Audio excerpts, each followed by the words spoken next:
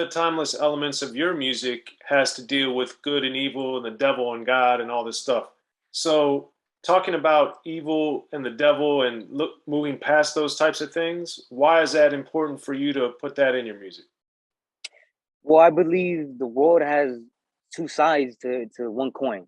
You know, how can I put it? I'm a Gemini, so there's always gonna be a good and evil side of me.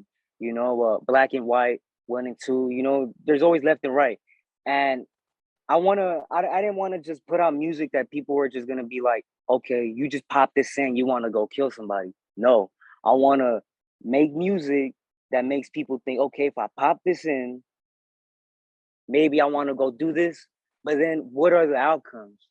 You know, what's what are the consequences? What are the repercussions? What comes after that? And that's what I try to bring in my music.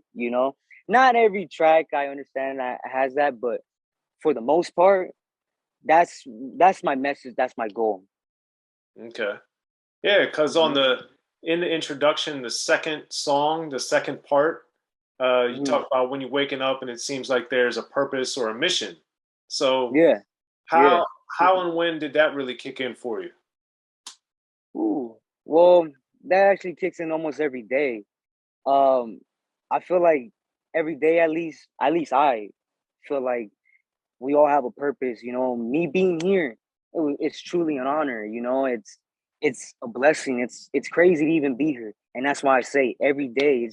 It's we're on a mission, a non-stop mission. And once we stop, man, it's either we're going in one direction or we go back. And once we go back, we really let everybody down. And that's one thing that really sits with me almost every day. I can't let everybody down. Every day is a mission that I gotta complete. As you should, as you should. Now, another interesting thing that I found on your lyrics was in the "Can I Live" remake you did for the Black Rob. Yeah, rest in peace. When you were like, "I'm Ray Lewis with the tackle." So I'm a huge Ravens fan, and I'm from Maryland. So how and why did you decide to reference Ray Lewis, who's been retired when you made that song? Well, actually, I was going through some highlights of his. I used to be really deep into battle rap, and one thing that I caught on to them was that their wordplay, the metaphor that they were using, it was out of this world. And one thing that I always remembered was a line that someone had used regarding a Steelers player that went by the bus. you Oh, know, and they Jerome were like, yeah, Jerome Bettis. yeah, yeah, yeah, and they were like, hey man, we're gonna run you over like the bus, and they said his name, Betts. And I was like, you know what? I'm gonna do something like that. And I kept going through some highlights, and I was like, man, I can't find anybody. I found Palomalu.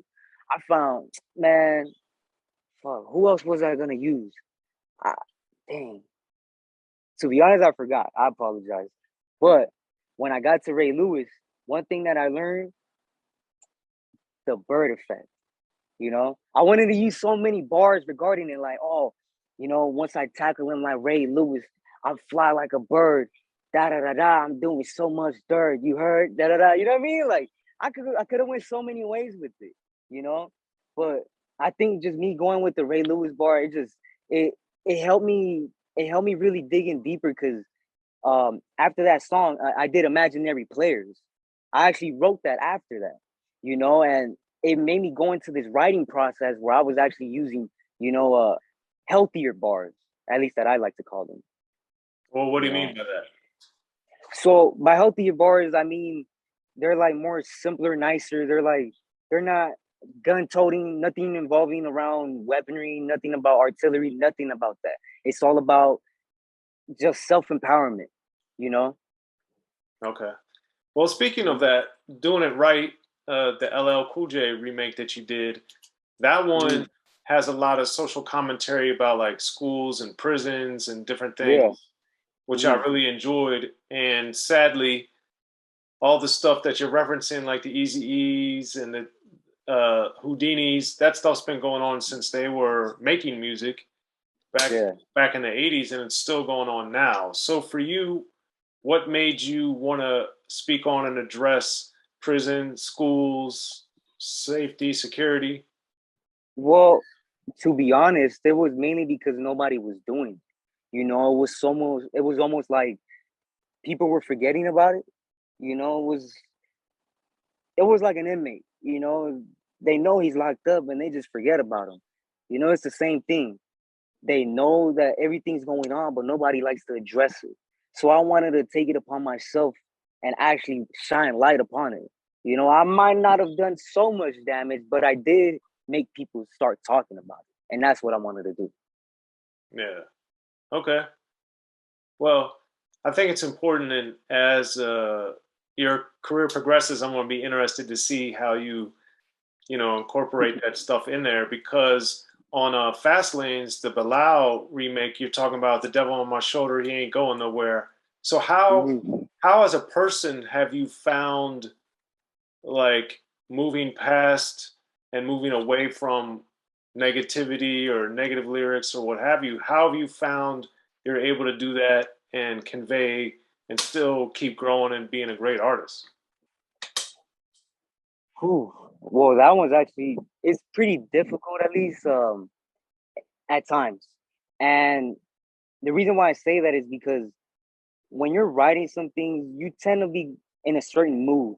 And at times I do go through some rough days and I'm just like, fuck, like, how am I supposed to complete this third verse that I had written already and make it sound almost authentic, make it sound almost that I'm actually cruising down the street in a good mood. But sometimes I'd be in a mood where I'm just like, fuck, I gotta punch something. So I start turning towards gun lyrics. I start talking about, oh, I gotta put a hole in somebody because they cut me off earlier. That's what I mean. I tend to I dwell when it comes to writing. And I feel like it's a good and bad thing, mainly because I'm getting out there with my writing at least. But what I really want to recommend and everybody understand too is that when I talk about gun bars, they're gun bars. I'm not saying you necessarily have to pick up a gun just because you're pissed off. That's nothing that I want to promote. Yeah, I think it's a very important distinction. So as you write now, do you reflect more on what you're writing as opposed to just Definitely, okay? So definitely. when did that change and why? When Tony started telling me certain things like, "Oh, I think you should, ease off of that," and then my manager had started telling me like, "Yeah, like I think you should like change it up a lot more, because everybody started telling me like, man, I want to play this in the trunk, but you're talking about neighborhoods." And I was like, "Hey, man, I'm sorry. I got it right. I got to get better, because I'm still learning. I don't know too much about songwriting. I'm learning, I'm learning, I'm learning, I'm learning every day. I'm trying to understand the foundations of it. But people don't understand that part. They just think that I'm just putting one and two together and that, oh, it's a hit. But it goes a long way. No, it really Yeah. does matter. And like we said, we're talking about Houdini songs from the '80s, Eazy-E songs from the '80s. If the Yeah, songs last that long, people really listen to them. exactly. and it, Yeah, yeah. and it, Yeah. and it does matter. It does matter. Definitely. Because I go back and study the lyrics every time. Every time I get caught up in writer's block, I always tell myself, man, like, what would he say? So I start reading like lyrics, lyrics, and lyrics. Every album. I went through so many albums just reading lyrics, and I was like, damn, the way that they jumped through one, two, to three, to four, to five, it was amazing, man. And it was all a message. It was all like they were talking to you directly. And I feel like that's why so many people love the artists that they love, whether if it was rap, or just country or just oldies, blues, jazz. It all depends on whether if the person can relate to them. And not too many artists want to do that. They just want to brag and boast about themselves. That is true. Now, one of my favorite artists that you also did a remake was the "What You Gonna Do" by Jayo Felony, and Yeah, and and that one is interesting to me for a few reasons. One, it's from the late 90s, like a 98-ish, but also that's not a song like Friends or Doing It by LL or Regulate or a Tupac song to where everybody knows that song, even though it's a big song in LA and San Diego on the West Coast. So how'd you come across that song, and why does that resonate with you so much? Well, when I was young, I used to have this big playlist of just rap music, just old school music, you know, and I used to dig in deep. I used to go from San Diego all the way to the Bay, you know, and that's why I feel like my influence on music is just out of this world. I don't know everybody, you know, because there is some underground rappers that I haven't gotten to, but I want to say one thing: Mac Dre is very underrated, but a lot of people don't like to talk about it because we're in the southern side of California, you know.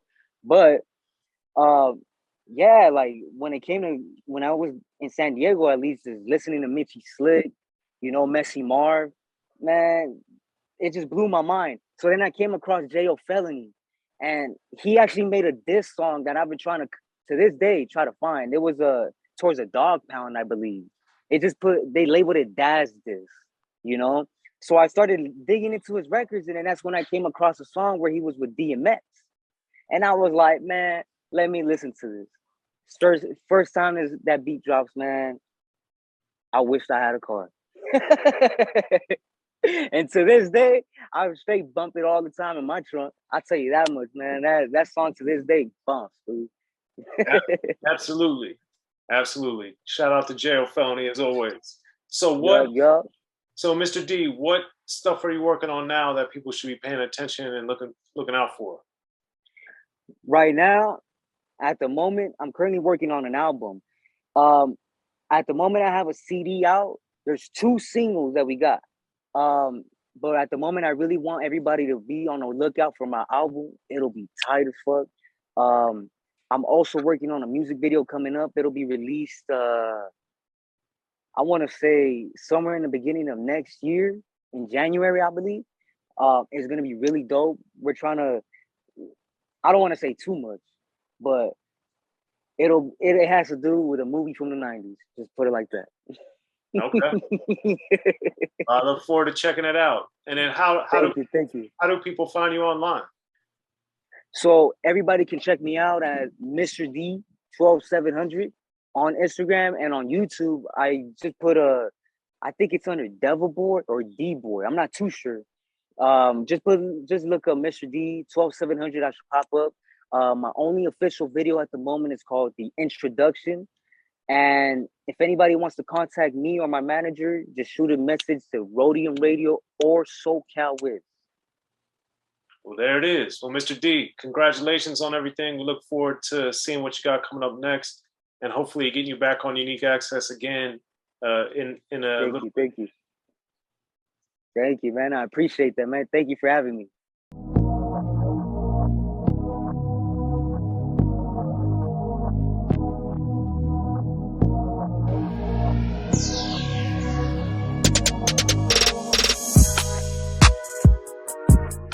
Be sure to check out the History of Gangster Rap by Soren Baker. He's official. History of Gangster Rap features exclusive interviews with Ice-T, Snoop Dogg, MC Ren, the D.O.C, and dozens of others. The History of Gangster Rap, a definitive look at how Los Angeles changed rap forever. In Los Angeles, the streets definitely set the tone of the hip-hop music. At 19, I got a $50,000 car. My whole angle always was, I'll be street, but I will always tell you the horrors that go along with this life. There will be penalties and casualties for just wearing the wrong color in somebody's neighborhood. And once gangster rap made it from the streets to the TV, the genre exploded. What's that 5 on Yo MTV Back with NWA? Yo MTV, it just catapulted us from being local heroes to national gangbang rappers. The History of Gangster Rap discusses it all from 1980 up till today. It's always gonna be shit happening in the streets. You know what I mean? So it's always gonna be something to talk about. The History of Gangster Rap in stores now.